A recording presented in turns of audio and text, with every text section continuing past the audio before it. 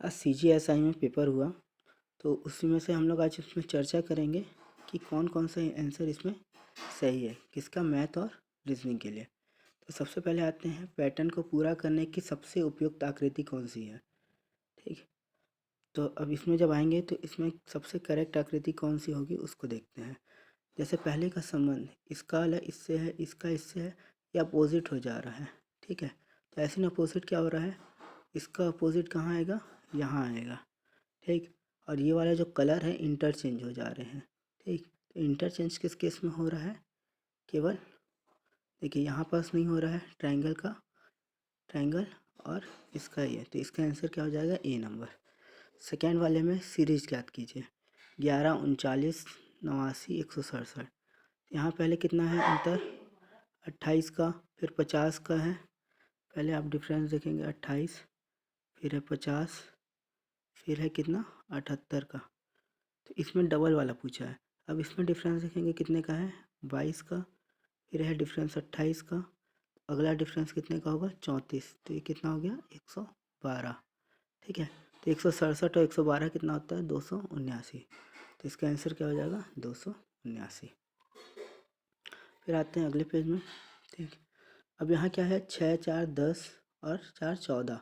14वां number किसको denote करता है, अगर आप नंबर सिस्टम को देखेंगे, मतलब ABCD को देखेंगे, 14वां नंबर आता है एन का। वैसे में 7, 4, 10, 11 और एक 12 कितना आता है, एल का आता है। वैसे में 14, 2, 16, 1, 17। 17 किसका आएगा, क्यू का आएगा। तो आंसर क्या हो जाएगा, बी नंबर। अब क्या है उसके बाद वाला, 60 छात्रों में एक कक्षा में लड़कियों की संख्या लड़कों से दुगनी है। मतलब लड़कियों की संख्या कितनी हो गई, 40, और लड़कों की संख्या कितनी हो गई, 20। ठीक है, लक्ष्मी सीट से 27वें स्थान पे है। यदि लक्ष्मी से 9 लड़के आगे बैठे हैं, अगर वो 27 में हैं, 9 लोग आगे बैठे हैं लड़के लोग, तो 18 लड़कियां आगे बैठी होंगी। तो पीछे लड़के कितने हो जाएंगे, पीछे और जो बाकी जो लड़कियां हैं, 40 में से कितनी लड़कियां पीछे ही होंगी। तो 18 अगर आगे हैं उसके, तो कितने पीछे हो जाएंगे, 22 लोग। पैटर्न पूरा करें, तो ये वाले पैटर्न में आप देखिए यहाँ पर सी नंबर आएगा इसका आंसर। ठीक, इसी में हम लोग आगे बढ़ते हैं। किसी भाषा में मंकी को XCHJJG दिया जाता है, तो उस रूप में टाइगर को क्या लिखा जाएगा। तो यहाँ टाइगर को क्या लिखा जाएगा, QCDEO लिखा जाएगा। ठीक, इसमें आकृति किस आकृति में ये वाली आकृति छुपी हुई है, तो ये वाली आकृति यहाँ आपकी छुपी हुई है सी वाले आंसर में। A B की बहन है, C B की माता है, D C का पिता है, E D की माता है। A D से किस प्रकार भिन्न है, तो A D से किस प्रकार भिन्न है, पोती के संबंधित है। तो किस प्रकार संबंधित है, पोती के रूप में संबंधित है। उसके आगे आते हैं, इस वेन डायग्राम में वेन आरेख को पूरा करिए। ठीक है, यहाँ कौन सा आंसर सही होगा, ए नंबर पूरा होगा। उसके बाद है समीकरण को पूरा करिए, तो ये वाले में कौन सा आंसर सही हो जाएगा, बी वाला। ठीक, एक आदमी यात्रा पर निकलता है, कुल 5 घंटे 15 मिनट में यात्रा पूरी करता है।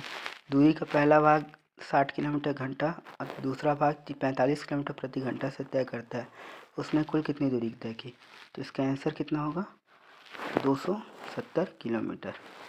ठीक, कितने वर्षों में कोई धनराशि 25% साधारण ब्याज की दर से तिगुनी हो जाएगी। तो तिगुनी कितने वर्ष में हो जाएगी, दुगनी होगी 4 वर्ष में, तिगुनी हो जाएगी 8 वर्ष में। ए तथा बी के मासिक आय का अनुपात 4:3 तथा उनके खर्च का अनुपात 3:2 है।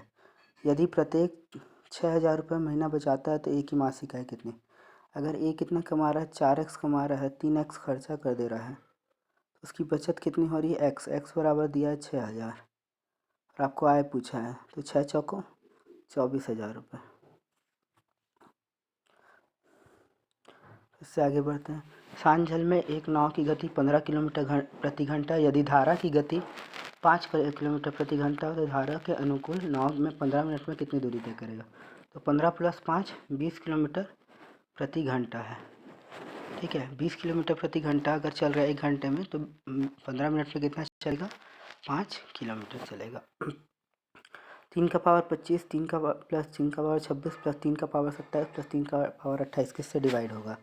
तो इसका क्वेश्चन में क्या करते हैं, 3 के पावर 24 को कॉमन निकाल लेना था आपको।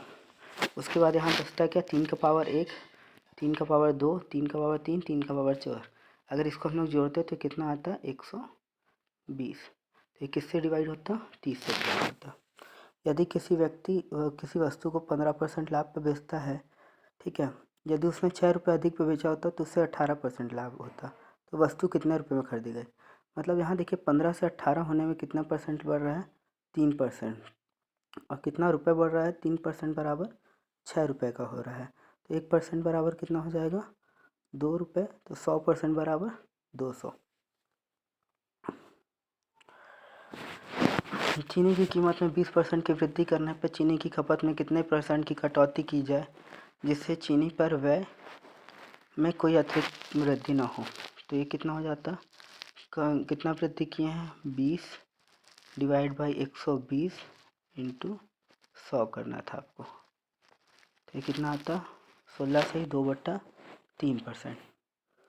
2/3, 3/5, 7/9, 11/13 में सबसे छोटी भिन्न कौन सी है? 3/5। यदि दो समरूप त्रिभुज के क्षेत्रफल का अनुपात 4:9 है तो उनके संगत भुजाओं का अनुपात क्या होगा? तो संगत भुजाओं का अनुपात क्या होगा? √4/9। √4/9 मतलब कितना हो जाता? 2:3।